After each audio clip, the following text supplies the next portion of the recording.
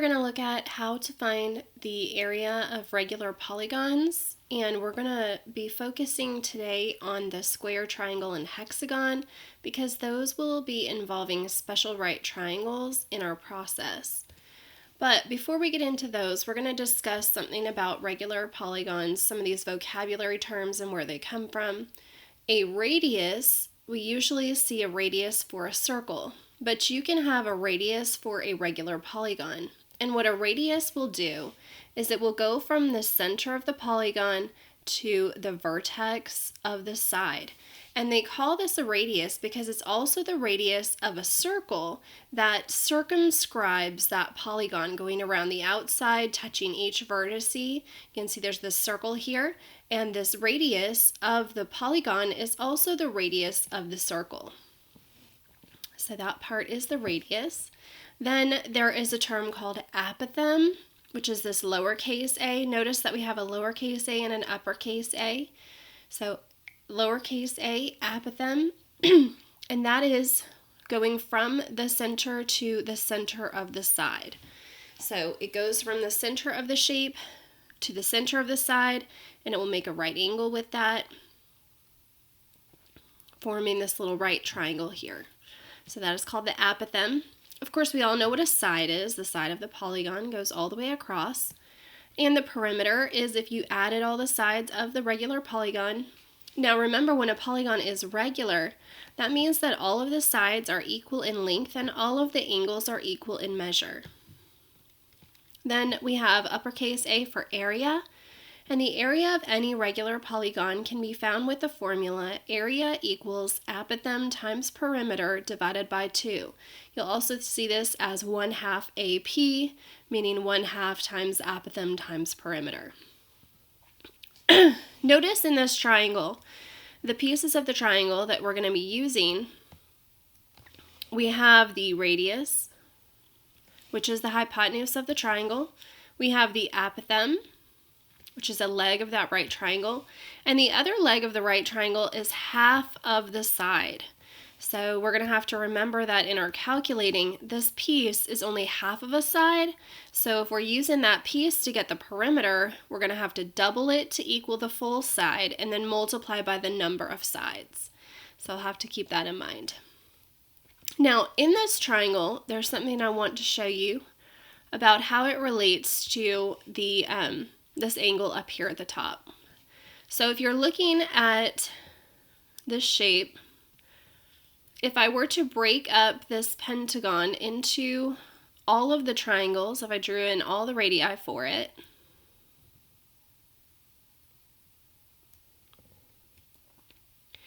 you can see that it makes 1, 2, 3, 4, 5 large triangles there, which is the same as the number of sides that the figure has.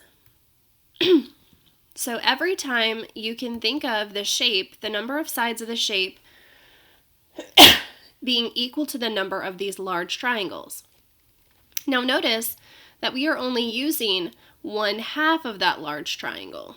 We're not using the entire top angle of the triangle, we're using just 1/2 of it.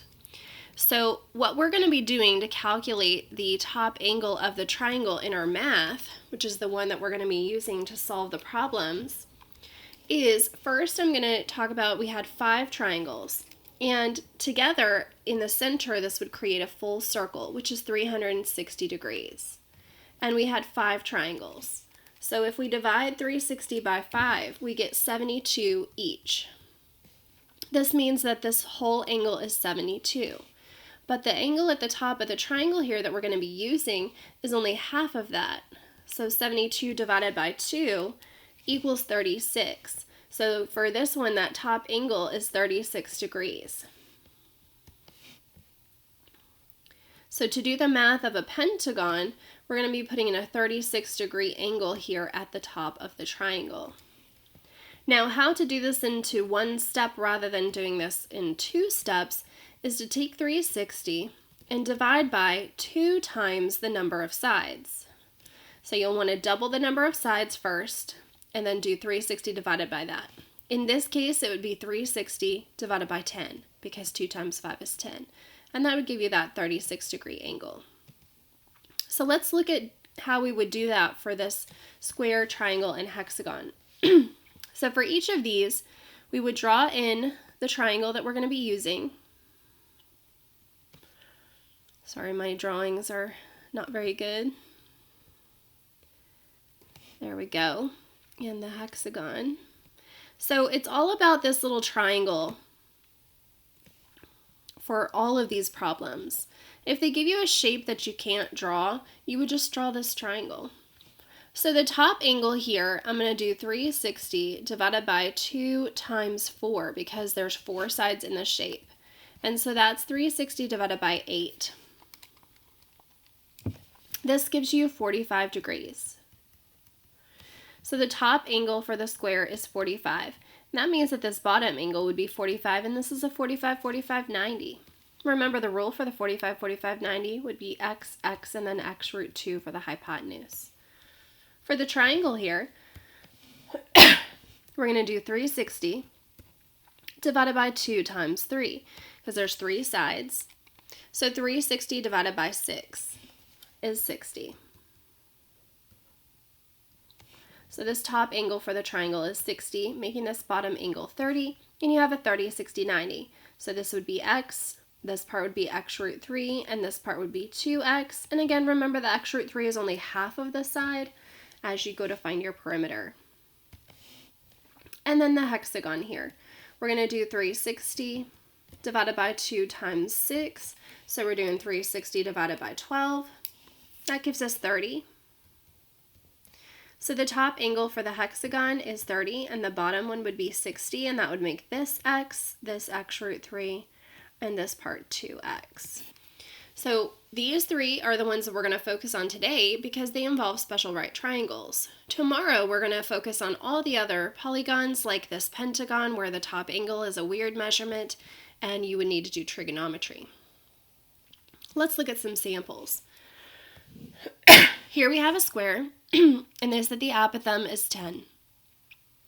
So it's all about this triangle. Just always draw this triangle in. The apothem is here, 10. And the square is a 45, 45, 90. So being a 45, 45, 90, that means that these are both going to be 10, and that this will be 10 root 2. So the side, the whole side, would be 20. So we've got a radius of 10 root 2, and that had a unit of meters. The apothem was given as 10 meters. The side is the 20 meters because you did have to double the 10 for that. There are 4 sides, so 4 times 20 is 80 for the perimeter. And then for the area. Now, the area you can do apothem times perimeter divided by 2, or being a square, you could just do the side squared. So the side is 20, and we can just square that. And when we square that, we're going to get 400, and that'll be meters squared. On the next one, we have a radius of 6 root 2. So draw in the triangle. Radius is here. Remember, again, it's a square, so it's a 45, 45, 90. And the radius is usually the x root 2 part. So if 6 root 2 is x root 2, that means that x would be 6, making the apothem and this half of the side also 6. So that means that the side would be 12. So the radius was 6 root 2, the apothem is 6, the side is 12, the perimeter would be 48 because 4 times 12, and then the area I would just do 12 squared, 144. So that's how you're going to do the problems involving the squares. To do the problems involving the triangles, very similar process, just a different triangle that we're using. So this was the 30 and the 60 was here. And they gave us that the radius is 8. Remember in the 30, 60, 90, this is like the x, this is the x root 3, and this is the 2x part. So if 8 is 2x, that means that x is 4, and that would put a 4 right here. And that would put 4 root 3 right here for the 60. So we would know the apothem is 4. They gave us the radius. They did have a unit of meters. I'm going to go ahead and put the units all the way down because I often will forget those. There we go. The side, you'd have to take that 4 root 3 and double it, getting you 8 root 3. And to get the perimeter from the side, you're going to triple the side. That would give you 24 root 3. So for the for the area, we're going to do 1/2 apothem perimeter, or apothem perimeter divided by 2. So the apothem is 4, the perimeter is 24 root 3, and we're going to divide that by 2. So how you're going to do this is notice that there's only one root, so the root's going to stay just like it is. Then you're going to do 4 times 24 divided by 2, or you could do things like 24 divided by 2 and then multiply by 4, or divide the 4 by 2 and then multiply by the 24. But essentially you're just going to multiply these top two numbers, divide by the 2. That's going to give us 48. So 48 root 3 meters squared is the area. For the next one, they started with the perimeter. So the perimeter is 24 meters. That means this is going to be meters squared and meters and meters and meters. So if the perimeter is 24 and there's 3 sides and it's a regular triangle, meaning that they're all equal, you would divide the 24 by 3 to get 8 for each side. So the full side is 8. Our goal is to use this triangle to help us solve the rest of it, so we want to try to get to the triangle as quick as we can. To do that, we're going to take the 8 and divide in half. That means this is going to be a 4. Now these numbers are going to be a little ugly because we have a 4 across from the 60. I'm going to use the table for this one. So we have 30, 60, 90, which the rule was x root 3, and 2x. And we have the 60, which is a 4. So that's not a number divisible by 3, and that's what's going to make this a little bit challenging. So 4 is equal to x root 3. So we're going to divide by root 3 to get the x alone. We're going to rationalize with root 3 over root 3. This will give us 4 root 3 over 3. Now, that doesn't simplify. So that means that our x value is 4 root 3 over 3. And then to get the 90, you double that. To double this, you're just going to double the 4, 8 root 3 over 3. And so now we have the apothem and the radius. So we've got radius, 8 root 3 over 3, apothem, 4 root 3 over 3, and then for the area, for the area, we're going to do 1/2 times a times p. I'm going to get a different color so you can see that work. 1/2, the apothem is 4 root 3 over 3, and then the perimeter is 24. So I'm going to write these all as fractions so we can think of multiplying, multiply the numerators across the board, multiply the denominators. So on top I have 4 root 3 times 24. So 4 times 24 is 96. So the numerator would be 96 root 3. The denominator of 2 times 3 times 1, so that'd be 6. And then 96 divided by 6 gives us 16. So the answer is 16 root 3. So for the area, 16 root 3. And there's how you do the triangles. Now let's look at some hexagons. Here I have a side measurement of 10. Again, it's all about this triangle. With the hexagon, the 30 is on top, the 60 is on the bottom.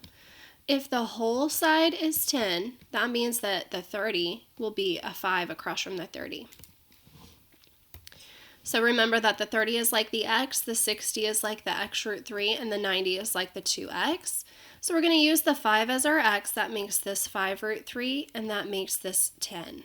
So now we have our apothem and our radius. So the radius is 10, and the unit was meters. I'm going to go ahead and throw those units all on the blanks. There we go. The apothem is 5 root 3.